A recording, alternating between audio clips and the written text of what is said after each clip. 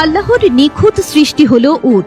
উট নোনা পানি পান করতে পারে, এমনকি মৃত সাগরের পানিও পান করতে পারে। এতে তার রক্তচাপ বাড়ে না, কারণ তার কিডনি পানিকে এমন ভাবে ফিল্টার করে মনে হয় সে কোনো তাজা পানি পান করছে। তার কিডনি লবণ থেকে পানি আলাদা করে দেয়। উট জীবন্ত সাপ খায়, কারণ উটের হায়াম নামের এক ধরনের রোগ হয়, আর এই হায়াম রোগের মহা ঔষধ হচ্ছে উটকে একটি জীবন্ত সাপ খাইয়ে দেয়া। অনেক সময় উট নিজে নিজেও তা খেয়ে থাকে। উট কাটা খেতে পারে, এতে তার পাকস্থলী ও অন্ত্রের কোনো ক্ষতি হয় না, কারণ তার লালা এসিডের মতো কাটা গলিয়ে দেয়। পরে সে ওই কাটা রুটির মতো খেয়ে ফেলে। এজন্য হাতে পায়ে কাটা ফুটলে আরব বেদুইনরা সেখানে উটের লালা লাগিয়ে দেয় এবং সেই কাটা গলে বেরিয়ে আসে। উটের চোখের পর্দা দুটি, একটি পাপড়ির পর্দা এবং অন্যটি মাংসের। এজন্য উট মরুভূমির ধূলিকণার মধ্যেও চলতে পারে এবং এতে তার চোখের কোনো ক্ষতি হয় না, কারণ সে তখন স্বচ্ছ পাপড়ির পর্দা বন্ধ করে দেয়। উট তার দেহের তাপমাত্রার পরিবর্তন করতে পারে। বরফ ঢাকা জমিতে থাকলে সে তার তাপমাত্রা বাড়াতে পারে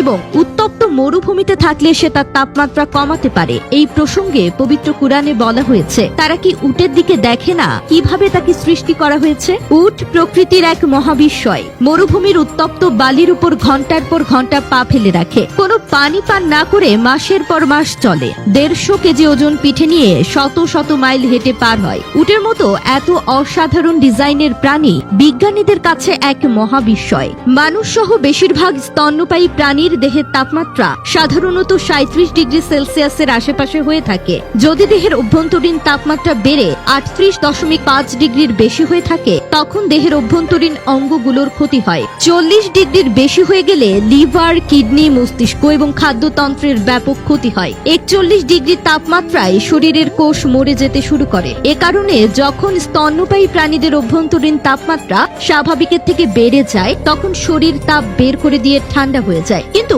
উটের জন্য এভাবে পানি অপচয় করা বিলাসিতা, কারণ মরুভূমিতে সবচেয়ে দুর্লভ সম্পদ হচ্ছে পানি। এ কারণে উটের শরীরে এক বিশেষ ব্যবস্থা রয়েছে। ভোরবেলা উটের শরীরের তাপমাত্রা 34 ডিগ্রি সেলসিয়াস থাকে। তারপর যখন আবহাওয়া প্রচন্ড গরম হয়ে যায়, তখন অভ্যন্তরীণ তাপমাত্রা বেড়ে 41 ডিগ্রি পর্যন্ত উঠে যায়। এরপর থেকে এটি ঘামতে শুরু করে। এর আগ পর্যন্ত এটি পানি ধরে রাখে। এভাবে উট প্রতিদিন স্বাভাবিক তাপমাত্রা থেকে প্রচন্ড জ্বরের তাপমাত্রা পর্যন্ত সহ্য করতে পারে। এর শরীরের ভেতর এমন ব্যবস্থাই রাখা আছে যেন তা দিনের পর দিন ভীষণ জ্বর সহ্য করার পরেও অভ্যন্তরীণ অঙ্গগুলোর বড় ধরনের কোনো ক্ষতি না হয়। উটের রক্ত বিশেষভাবে তৈরি হয় প্রচুর পরিমাণে পানি ধরে রাখার জন্য।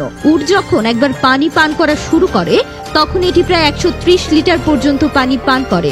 উট প্রায় 3টি গাড়ির ফুয়েল ট্যাঙ্কের সমান পানি 10 মিনিটের মধ্যে পান করে ফেলতে পারে। এই বিপুল পরিমাণ পানি যদি অন্য কোনো প্রাণী পান করে, তাহলে রক্তের অতিরিক্ত পানি অভিস্রাবণ চাপের কারণে রক্তের কোষ ফুলে ফেপে ফেটে গিয়ে মৃত্যু পর্যন্ত হয়ে যাবে। কিন্তু উটের রক্তের কোষে এক বিশেষ আবরণ আছে যা অনেক বেশি চাপ সহ্য করতে পারে। এই বিশেষ রক্তের কারণে উটের পক্ষে একবারে এত বেশি পানি পান করা সম্ভব হয়।